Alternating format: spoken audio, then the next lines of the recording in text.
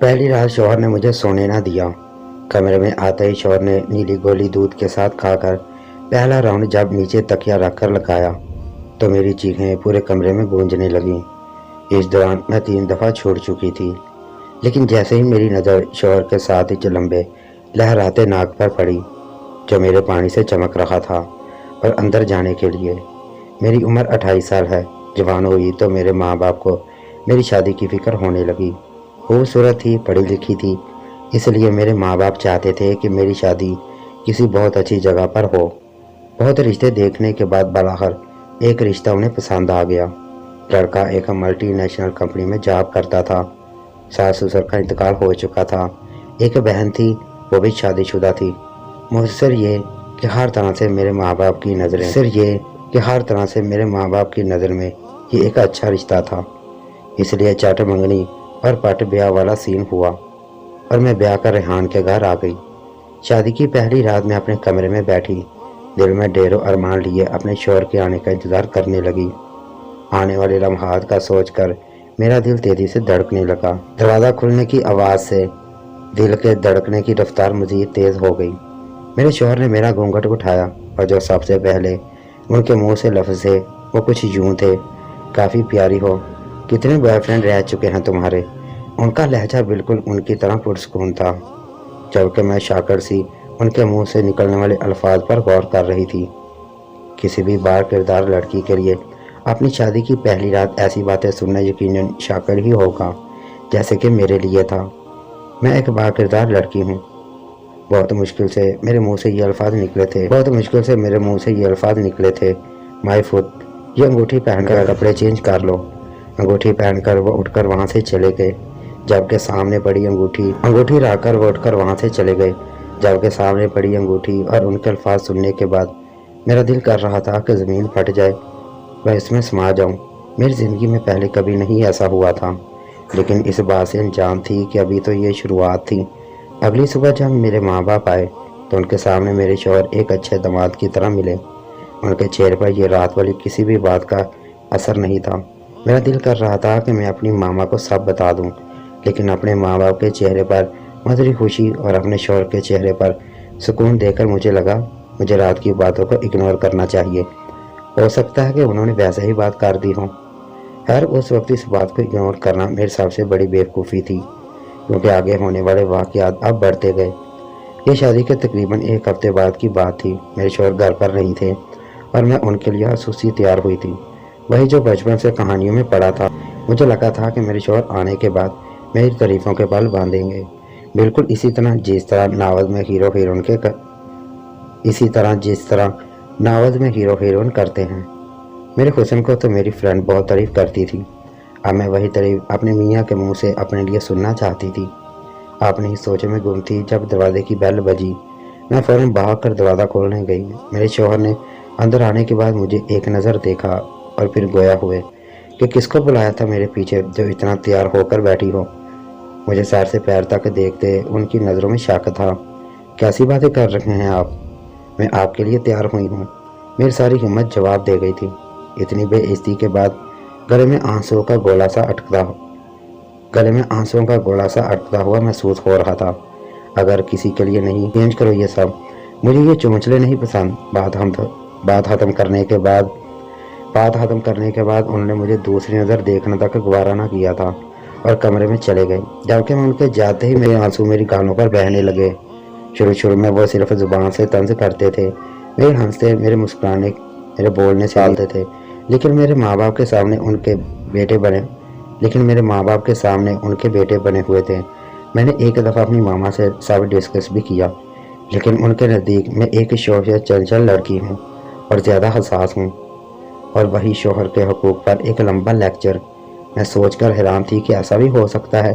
وہ ماں جو میری شادی سے پہلے میری بن کہی اتنی باتیں سمجھ جاتی تھی، اب مجھے شادی کے لیے ہر قسم کا کمپرومائز کرنے کا کہہ رہی تھی، یہاں تک کہ اپنی سیلف ریسپیکٹ کا بھی۔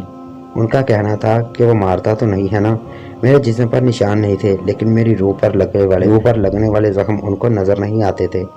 وہ ہر بار مجھے ایسے ٹریٹ کرتے کہ جیسے میں ایک گری ہوئی بد کردار عورت ہوں۔ وہ ہر روز مجھے مارتے تھے۔ ان کے زخموں کو پہلے میں अब खामोशी से बर्दाश्त कर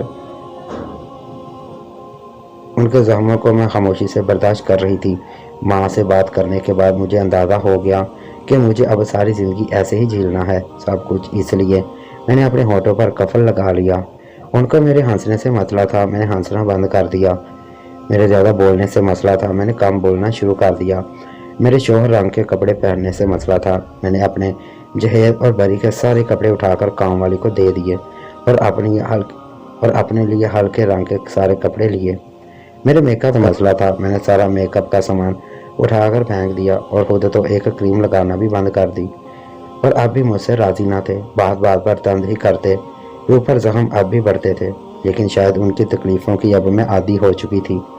एक रोज़ वो लॉन्च में बैठे टीवी देख रहे थे, मैं उनके लिए चाय बना रही थी। चाय बनाते बनाते मेरी उन पर नज़र पड़ी। रेहान का फेस थोड़ा सा डार्क था, लेकिन नए नक्श के हिसाब से वो एक खूबरू इंसान थे। छोटी उम्र में ही रेहान के वालिद की डेथ हो गई थी। छोटी छोटी नौकरियां करके उन्होंने पढ़ाई की थी और फिर अपनी बहन की शादी के बाद अपना सोचा था। इतनी तंगा दूध के बाद चिड़चिड़ा हो जाना फितरी बात थी। न जाने क्यों मुझे आज उन पर सही से प्यार आ रहा था। मुझे लग रहा था कि मुझे उन्हें समझना चाहिए और बजाय इसके कि मैं उनकी बातों में दुखी होती, मुझे उनको तब्दील करने की कोशिश करनी चाहिए। वैसे भी मैं उम्मीद से थी, सारी ज़िंदगी तो हमारी ऐसे नहीं गुजरनी थी। उनकी मोहब्बत में डूबकर मैं दो चाय के कप लेकर लाउंज में आ गई और हाथ में चाय का कप पकड़कर उनके कंधे पर सर रख दिया। रेहान का मूड भी अच्छा था, उन्होंने भी अपना सर मेरे सर पर रख दिया। मैं उनके नज़दीक अभी उनकी मोहब्बत को ही महसूस कर रही थी कि मेरी नज़र चाय पर पड़ी, जो कि कप टेढ़ा होने की वजह से गिरने वाली थी। उनका हाथ ना जल जाए इसलिए मैं फ़ौरन से अपना कप सीधा किया और गैर इरादी तौर पर मैं भी सीधी हो गई थी। क्या हुआ? मुझे कोई अपना बॉयफ्रेंड समझ लिया था? मेरे सीधे होने पर उन्होंने फिर तंज की, जबकि मैं उनकी चाय गिरने वाली थी। मैंने एक मोहस रेहान वो चाय गिरने वाली थी। मैंने सफाई देने की कोशिश की थी, लेकिन वो ये बात करते हुए उठ गए और मैं पीछे उनको देखती रह गई। मुझे कुछ समझ नहीं आ रहा था कि मैं क्या करूं। रेहान आखिर इतनी शक्की क्यों थे? जानना चाहती थी, लेकिन कोई सिरा हाथ नहीं आ रहा था। वक्त गुजरता गया और मेरे यहाँ बेटी की पैदाइश हुई। सभी बहुत खुश थे। मैंने भी अपने शौहर के चेहरे पर पहली बार दिल से खुशी देखी थी। अब मरहला इसके नाम रखने का था। मीरब नाम रखना चाहती थी। मुझे शुरू से ही यह नाम बहुत पसंद था, लेकिन मेरे शौहर की जिद थी कि वह नाम ज़ैनिश रखेंगी। मेरे ज़्यादा इशार करने पर मेरी माँ ने कहा, यह हक भी शौहर को ज़्यादा हासिल है, और वैसे भी क्या फ़र्क पड़ता है कि नाम वो रखें या तुम। उनकी बात पर मैं खामोश हो गई। ठीक है, ठीक ही तो कह रही थी। खैर, हम घर आ गए।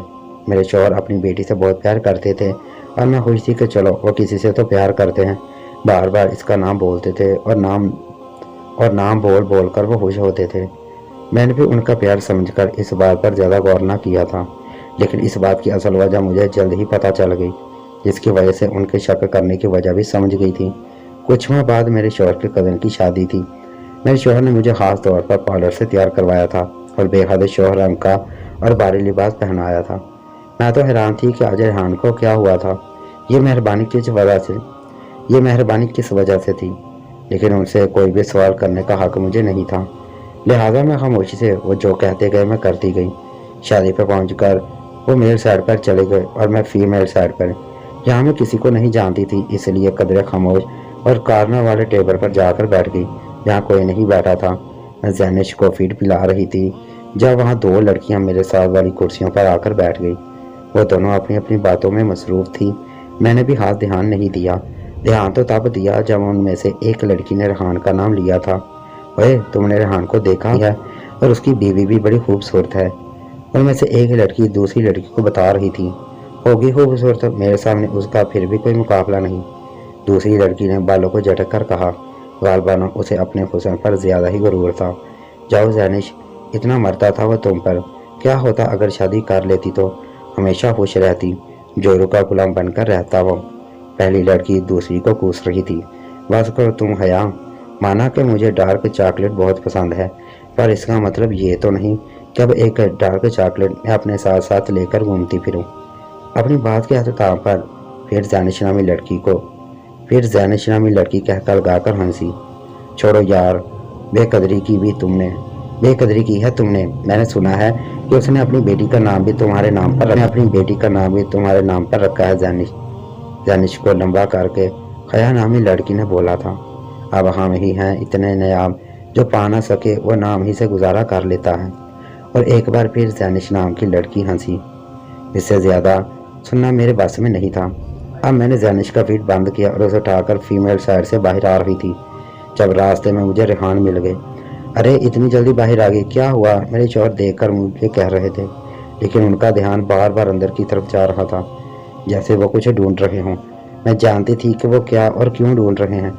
रेहान का मुझ पर शक करना, मुझे बात बात पर ताने देना, जैनिश का नाम रखना और आज इतना मुझे संभाल कर रखना, सब कुछ अब मैं समझ गई थी। राइट कॉर्नर पर बैठी वो उनकी नज़रों का मफहूम समझकर मैंने इशारा दिया। कौन? रेहान ने अपने से देखा। मुझे जैनिश, जिसके लिए आप यहाँ आए हैं। मेरी बात सुनकर मेरे शौहर के मुंह पर हवाइयाँ उड़ गई थी। क्या मतलब है तुम्हारा? मेरे शौहर की जुबान पहली बार मेरे सामने लटखड़ाई थी। मतलब ये है आपने अपना नुक्स छुपाने के लिए हमेशा मेरे किरदार को दागदार किया है। मैं एक बात आपको बता दूं, अगर एक बार औरत का एतबार टूट जाए तो उसे जुड़ने में भी सदियां लग जाती हैं। मैं दुआ करूंगी जो आपने मेरे साथ किया है वह मौका फाते अमल में आपकी बेटी के साथ ना हो, क्योंकि वो मेरी भी बेटी है। ये कहकर मैं रुकी नहीं थी, वहाँ से फ़ौरन आ गई थी। इस बात का दुख मुझे सारी ज़िंदगी रहने वाला था कि अपनी पुरानी मोहब्बत को छुपाने के लिए मेरे शौहर ने मेरी हंसती बनती ज़िंदगी को बदल कर रख दिया। मेरा मशवरा है कि माँ बाप को शादी करने से पहले लड़की का बैंक बैलेंस नहीं, उसकी ज़हनी हालत ज़रूर देखनी चाहिए, वरना मेरी ज़िंदगी की तरह ही ज़िंदगियाँ बर्बाद हो जाती हैं।